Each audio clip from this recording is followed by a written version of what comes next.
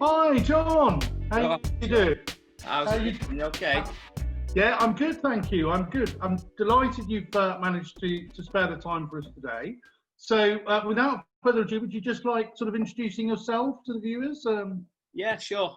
So my name's Jon Coe. I am the Senior Recruitment Officer for Schools Liaison at the University of Sheffield. The team that I sit in directly, I have the peers of the postgraduate, on-campus events and student voice. And then I head up the Schools Liaison team, which is currently 2.5 members of staff, and they are directly linked to going into schools and colleges, UCAS exhibitions, school events, any projects that are based around schools and colleges, and getting more prospective students in, offering that IAG that we all know and aim towards, and Yeah, then about the relationships with teachers and schools and that school's targeting. So yeah. just a small remit then for. I think every institution has the same when it comes to X amount of thousand schools and colleges and few members of staff. Yeah, absolutely.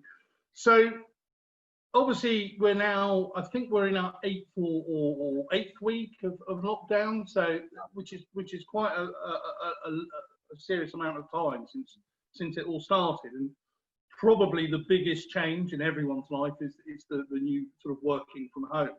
So tell us a little bit about how you went through that transition personally, and what has it meant in terms of internal communications with the team and wider afield. Yeah, so for me, I'm very fortunate that every now and then I will work from home, Sean, when I've got a chunky piece of data to look at or a paper to write. And I'll be the first one to admit that I'm the guy in the office that does like to get distracted quite easily or distract other people. So I think it's quite fortunate I do work from home every now and then, to be honest. And yeah, I think working from home, because I had all the equipment and I'm quite a focused person in terms of getting everything done. And I've got the screens, I've got the laptop. I think initially it was something new and you were still trying to adapt, but then by week 3 or 4, I've got the routine there and I can move forward. I think the team, for me, I'm very fortunate that I've got a very strong team that work with us in the schools liaison. And in my past, I used to be a business teacher, and one of the leadership models I used to teach was Hersey and Blanchard, and it always sticks in my mind because it's situational leadership, and it states that the leadership style depends on the readiness of your team. And I'm very fortunate, Sean, that the team are very ready, and they was adaptive to the change, and they're very proactive, and they was reactive for the times of the daily announcements there moving forward. And some of the things that we do miss, obviously, are just the interactions whilst you're making a cup of tea or you're having a coffee, and those anecdotal questions that they might ask me or in passing, or the projects they want to get involved in or they've overheard, or the feedback on schools that they want to feed back to me. So I think moving forward with that, we started meeting on a daily basis in the morning. And for me, that was about checking to make sure everyone's all right. It's about the well-being. It's about the mental health. They've got work on, they know what's happening. Because I'm very fortunate that I have conversations with the wider university, so I know what's going on. So it's for me to feed back to them so that they don't think they're undertaking too much or stepping on anyone's toes in that respect. So I know that when we're back in the office, people use Google Hangouts, which is like an instant messaging service. And for me, Sean, I turned mine off because I'm a face-to-face kind of guy. I will have that conversation over, just go up to someone and speak to them in the office. However, I now know the value of that while you're working from home, and some things become important or some things become urgent. You can simple like that. And we also use the video version of that, which is a lot better for me. So that's why every morning we have this meeting, we have this catch up, we discuss what's happening, we discuss what's going on. And I'm very fortunate that they are very participative. So they actually do feedback and they give me ideas for projects, and I'll throw a question out to the team, and they're very proactive in terms, because they're the frontline workers, Sean. They're the ones that speak to the students on a daily basis. They speak to the teachers and advisors. They know what's happening, and they're offering that IAG. So they're pivotal to me taking on projects and actually working with those schools and colleges. And then internal communications from management started coming out from VC on a daily basis. The director of our student recruitment admissions was very good at getting his comms out to us as a directorate and pushing forward in that respect. So I think initially it took some adapting for well-being and getting the right equipment, but the team have settled in really well. It's the norm. We know what time everyone starts. And I think for me, Sean, I'm very flexible with the team. If they feel like they've been looking at an email for 20 minutes and can't digest it, go out for a run, take that daily exercise that you need, come back refreshed.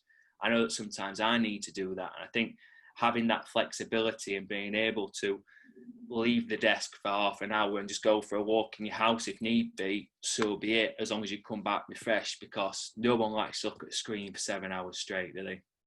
No, I think that's one of the aspects that's driven quite a lot of people a little bit insane during the last 8 weeks. Sorry, this is again anecdotally from other institutions. Yeah. So one of the things that's occurred, I mean, we know this, obviously part of what our system will allow people to do is record what they've done in previous cycles. So we estimate that there's probably over 300 school events that didn't happen as a result of the coronavirus.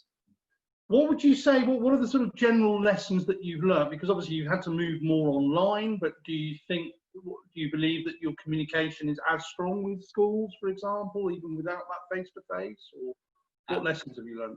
I think one of the lessons that I've personally learned heading up the school's liaison team is the fact that face-to-face is our bread and butter. It's what we do on a daily basis. It's what we're good at, and it's what we excel in. And it's offering that IAG, but there is more than one method, and that method is obviously offering it virtual. And I've heard from a couple of other interviews the fact that they've had to quickly move their resources virtually. And I'm in that same boat, to be honest with you, Sean, in a sense that I looked, and this unfortunate situation made me look and think, well, actually, our presentations aren't online. Should they be? Should we be able to look at that live system in terms of delivering in schools live? And it's really pushed us into a corner. It's made us think in a different way, to be honest, and think outside the box, because delivering in schools on a daily basis, you can become quite cocooned in doing what you're doing on a daily basis, that you don't try and reach that wider audience because you're already reaching so many prospective students. So one lesson I've learned is to obviously move things a little bit more virtual, and because there are some students that we've seen it all the time at HE fairs that will just walk past and just not have the confidence or the questions right then and there to speak to us. So I think offering up this virtual resources speaks volumes to those students and narrows that removes that barrier to those students that don't have the confidence to do face-to-face. So that's one benefit of moving that, but also being able to offer these live sessions to schools and these pre-recorded sessions with Q&As if needed. Although communication probably isn't the same as me picking up the phone and having that conversation with the school and trying to find out what it is they want from a session, over us telling them what we're good at delivering. I think that's a key point there. We are still communicating with schools. There are schools that are still open. I've got a lot of my school contacts that I used to teach with still going into schools and wanting activities. They're wanting, and that's pushed me to lead a virtual schools hub project of collating a lot of our resources, and hopefully that'll be going live soon for teachers and advisors, schools and colleges, where it's a one-stop shop as such for teachers and advisors, where they can access that. So I think try and do a bit of blue skies thinking every now and then, Sean, prepare time for that one. I think that's certainly a lesson that I've learned. And another one is not to rush. I think as soon as we entered lockdown, I went into immediate boom, okay, what do I need to do? Oh, I need to do this. I need to get online. I need to be the first institution to do this, to speak to every school, to let them know. And I think I needed to have an honest conversation with myself and say, well, actually, let's do this properly instead of wanting to be the first. And I think that was a lesson I certainly learned early on, Sean, Okay. to take time and listen to the team and get feedback on things before just rushing into things, and have that honest conversation with schools and colleges about what it is they're going to want, and be perfectly frank with them, and look at the tone that we're speaking to them, and just be honest and say, we know as much as what you guys do currently. We're all in the same boat. Let us try and help you and move forward this IAG and help you the best way we can. So not to rush and be honest as well.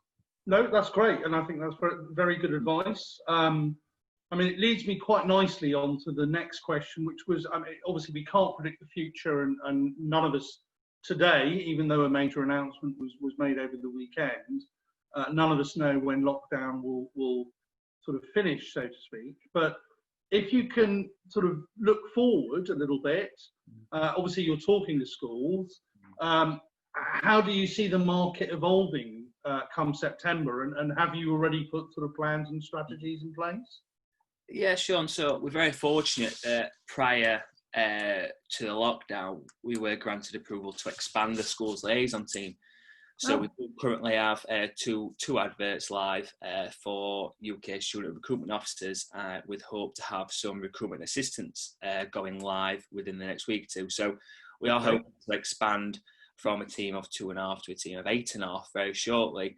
And I think that'll give us a real resource there, not to just go into schools and deliver, like I say previously, what we're good at, but offer that tailor-made service, which I really do think that schools are going to be crying out for, because given my experience, I know that in September, schools want to hit the ground running. They want to set their expectations, start the curriculum, so that we are going to be very limited on time that we have with those students. So we need to make sure that that time is used to the best of our possible ability.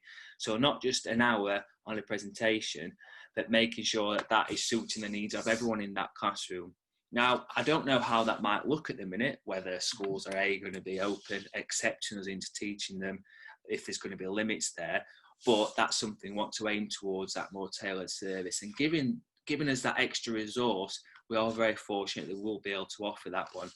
And I think that I can foresee the market becoming very saturated, with higher education institutions wanting to access every school that they receive large of applications from, because there is going to be pressures on student recruitment, to be honest, Sean, I think, especially with everything you read in the news. So I think that the supply might outweigh the demand for IAG. I think we might see a little bit of less HE fares and more, like I say, personalised service, hopefully. And that's something that we're wanting to work on. Once the new team's recruited, then we can, it's my job to get some virtual training in, which will be a lesson for me to learn there, Sean, because I've personally never done that one before. So hopefully I'll have a long period of time that I can invest in those members of staff and make sure that they have the capabilities to go into those schools and colleges and offer something they've probably not had before because of the situation they've had leading forward. And the plan is just to remain virtual and think about, like I say, outside that box. So where we might previously have not been able to attend a school that's 2.5 hours away because of staffing availability, we can now maybe offer them a virtual service, which is a blessing. It is, because we can offer them something again, and we can offer them something tailored to their needs instead of just another generic session. So even we can bring in academics with that for that hour to save their afternoon, because we all know, obviously, schools are opening up everywhere. If it's a further distance away from Sheffield, obviously down south, that virtual thing might be something that's appealing to a lot more schools in the coming academic year. I can foresee a time in the not too distant future where if you walked into a UCAS event or into a UK university event, there's just screens everywhere with lots of universities doing one-to-one talking. Because of course we've got to factor in the social distancing as well. It's all a bit of a nightmare, really, isn't it? But that sounds really exciting that you're expanding the team. So we obviously will be involved, hopefully, in that process with regards to Datafiltr as well. I picked up on one thing you said there, which I would agree with you, is that I believe that there could suddenly be too much of a deluge of information effectively to the market. I think you said there that supply might outstrip demand. So do you have any views on how the sector could work more collaboratively to ensure that everyone's getting a voice, but is not sort of bombarding the marketplace too much? Yeah, I think we're very fortunate within the HE sector, and specifically within student recruitment, that we already do work very collaboratively. Yeah. Thanks to organisations like yourself, Sean, and Helloa, we do get together a lot, we share good practice, we go back and we feed that up to management to make sure that we are being collaborative and we are adhering to the rules, and we are offering what's best for the students. And I think that that's something that we need to not lose sight of, because I'm conscious that given the external pressures at the minute on recruitment, and especially coming up to obviously clearing and results day and the enrolment in September, whether that's going to be virtual, I think we need to not lose sight of that.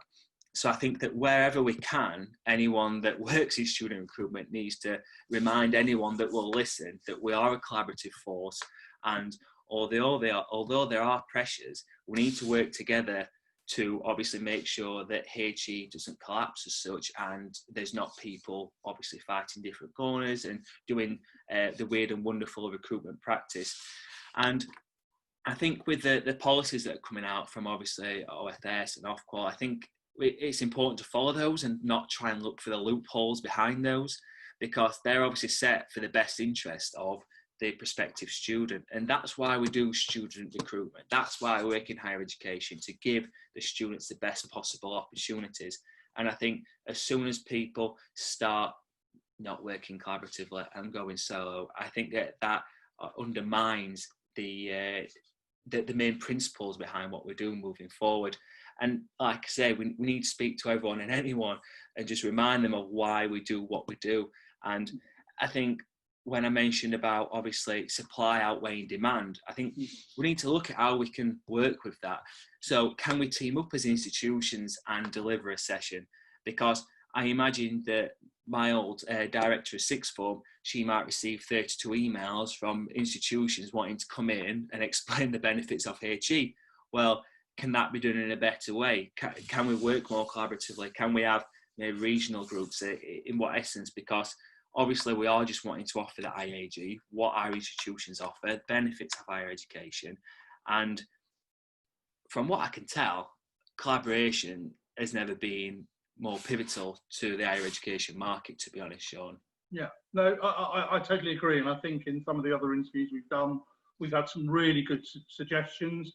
Regional events is one. I mean, it's quite difficult, you being a Russell Group institution, your coverage is probably, well, your school customers are probably national, from all the way up to Scotland, right the way down to Cornwall and everywhere else. So I suppose that prioritisation becomes more important. So I'm conscious of time. What I want to finish off on is, and by the way, love your enthusiasm all the way through. That's fantastic. I'm excited to quickly, Sean. Honestly, I'll talk about this for days. I will, I promise.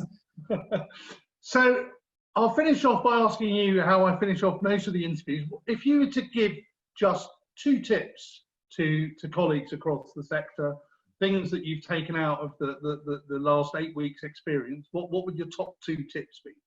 I think one is communication is key. Talk to everyone and anyone in the organisation or institution that will be able to help you. I've unearthed new contacts in the institution that I've never spoke to before about moving things virtually. I've spoke to people at other institutions that are going through the same things as us, and they're having the same setback, same goals, same projects in terms of what they've got going on.